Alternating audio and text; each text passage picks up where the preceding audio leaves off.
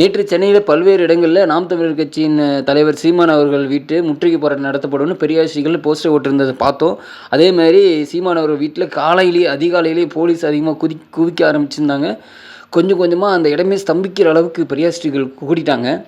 காரணம் என்ன அப்படின்னு பார்த்தீங்கன்னா, பெரியாரை தொடர்ந்து இவர் தவறான முறையில் விமர்சித்து சித்தரித்து பேசிட்டு இருக்கிறாரு.